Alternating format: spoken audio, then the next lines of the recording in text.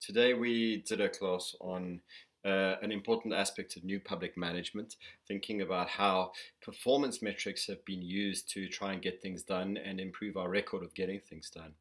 We spoke a little bit about the fact that performance metrics are part of a big toolbox that has emerged through the new public management. Part of that toolbox involves contracting out, privatization, and those kinds of mechanisms. Another part of it involves flattening organizations, decentralizing.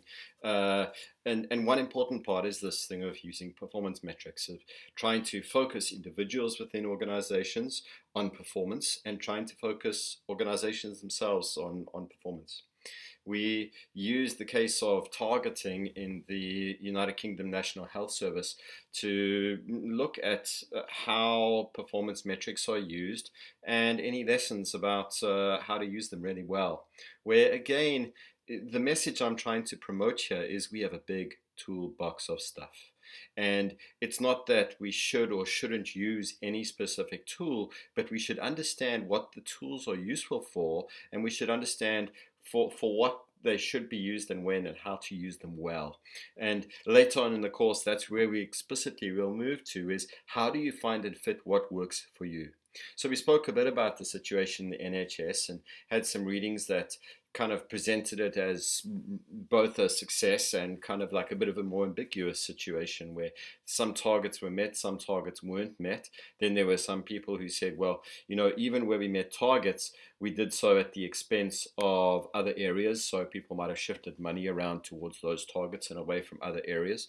And sometimes there were some people who said, well, there was gaming. So, the way in which they met the targets may not have been great. It may have been that they kept people in a different part of the hospital waiting rather than in a waiting room, for instance. Or maybe they sent the ambulance out trawling around for people and so that it was more available, but it wasn't where it should have been, or whatever it could be.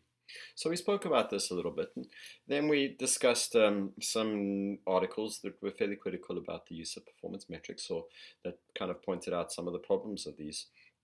A little bit after we discussed, the deliverology approach by Sir Michael Barber and his team, which is a very positive approach to thinking about using performance metrics. It says, partly that if you have a unit that has enough authority because of strong leadership that maybe sits outside of government, although there are various different forms of this, or just to the side of government, and you set targets, you might be able to really meet some things. Just discipline the process, make sure that you monitor them, make sure that you're really on top of it. That's kind of the message. But then we had a look at some of the work Andrew Natsios wrote about performance metrics in USAID and said, well, really the use of performance metrics is kind of like a counter-bureaucratic mechanism to keep the bureaucracy working properly, and that the use of performance metrics comes after a long line of mechanisms to try and control the bureaucracy. So those mechanisms often use control mechanisms, but performance measures and targets have become like that, and you have to comply with the metric. And Natsios makes the point that, not everything that is important can be measured. And not everything that can be measured is important. But it's also then important to say, well, what does get measured probably does get done. So, if you're not necessarily measuring what's important, and if you are measuring some things that aren't important, and if your measures are annual and your development experience is multi-annual, or if you can't measure what it is that you're actually trying to do, but you measure something else, does it distort what your organization does? And that's an important thing to think about. And the idea that performance metrics can actually create a risk-averse organization is also something that comes out. We also spoke a bit about Chris Hood's work and the work that he's done on gaming and the ratchet effect, the threshold effect, and just other ways in which performance metrics can create behavioral changes that we may not really be aspiring towards. We then shifted discussion a little bit and said, okay, well, if this is a useful tool, but it's also a tool that needs to be used well, and where there are some things we need to think about, well, in kind of what ways could we think about doing these things well? And I included an article from the World Bank. The author's surname is Castro, and the article spoke about how do you do performance monitoring and evaluation properly. It's a really interesting article, and he says, well, tie it to the budget, and there are ways in which you can do it, and you need to be realistic about your needs. You need to maybe not be too demanding about the kind of information you want. You need to think about using the performance metrics with other metrics, and what do you want to use them for. And you need to really be able to generate the data, and you need to have ways of controlling and ensuring the quality of the data that you have. Nice article. Okay.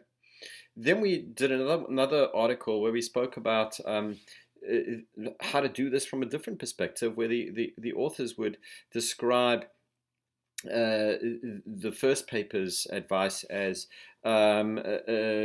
single loop learning, where you're basically saying, okay, we're doing performance measurement and we're using performance measures, and we just need to do it better the way that we've been doing it. And the article said, well, we need to look a little bit more at kind of why do we do this, and we need to look a little bit more at the reality of the situation that we're working in, that oftentimes it's actually kind of questionable as to why we should be doing this at all, that organizations and contexts are very chaotic, that there's a lot of politics, that people don't buy into the measures, that when they buy into the measures, you kind of have this motivational effect that kind of squashes some of the intrinsic motivations for people to do more creative things, etc. And out of this came the idea that, we need to have an approach to performance that is more agile, meaning we use information that allows us to learn, and we use that information in a more nuanced way, that it's more decentralized, so we're involving the users of the information in gathering it, in defining it, in using it. And then we are also thinking about it in a more political way. So we are involving more people than we ordinarily would if we're just trying to push it from the top. And we are also involving them in maybe messier conversations than kind of like your typical targets approach would.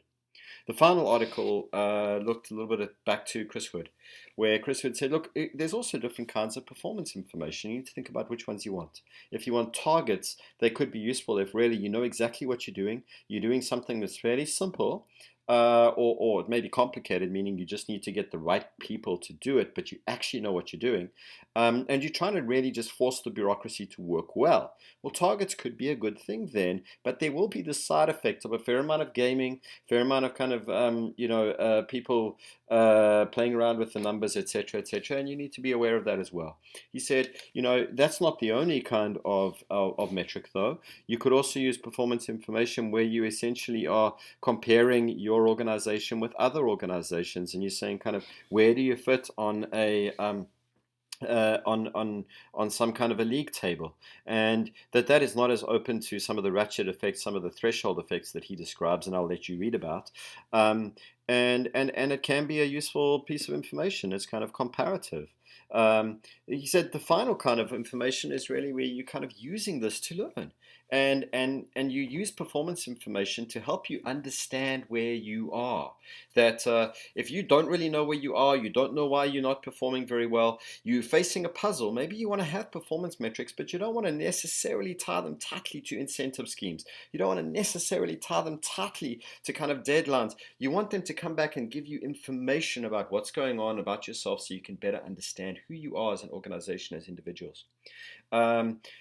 I think that his article is really interesting, and I think that where we ended up was saying this is an important tool.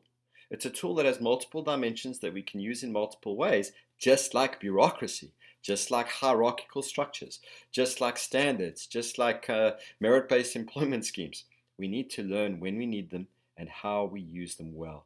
So on Monday, we're going to talk about another part of new public management, which is concessions, privatization, etc. It's not going to be, is it good, is it bad, should we do it, shouldn't we do it? It's going to be, what can we learn about doing it well? So have a great weekend. See you guys soon.